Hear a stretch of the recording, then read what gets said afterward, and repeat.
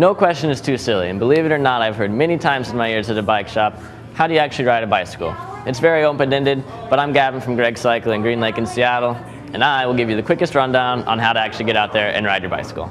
Okay, so before you go out and ride, you actually just want to give your bike a quick check over. Make sure everything is in check. Tires are inflated and that sort of stuff. And here's how you do that. To start off with, there's a little trick I like to call the drop test. What that's going to do for you is it's going to let you basically know if there's anything horribly loose with your bicycle. Simply pick it up by the handlebars here in the back of the seat, pick it up about an inch, and just kind of drop.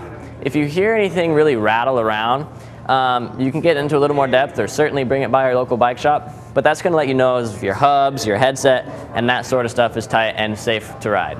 Next thing you want to check after you make sure everything is tight and safe to ride is you just want to make sure you have proper air pressure in your tires. To do that, certainly pick up a pump. If you have one, awesome, but you can just do a general kind of hardness test.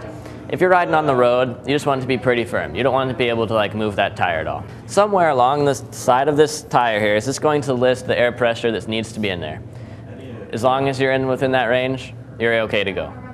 Now, it's a good idea to understand where your braking and shifting components are, because that's the most important part to actually riding a bicycle. So as a general rule of thumb, and this goes for every single bike out there, the right-hand side is going to do the rear. So rear brakes and rear shifting, and on the left-hand side, you're going to have your front brakes and your front shifting.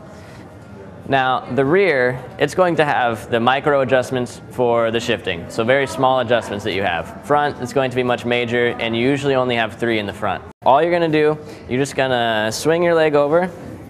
It's a lot easier than stepping over the frame, and it also prevents you from scuffing up the frame itself. Before you actually sit up on the saddle, you're just going to get a pedal up here, kind of right in mid-range, about halfway, and then you're just going to put your weight on this pedal, and that's going to get you plenty of rolling forward motion, get that balance going, and then you can just stand up on the seat and continue pedaling.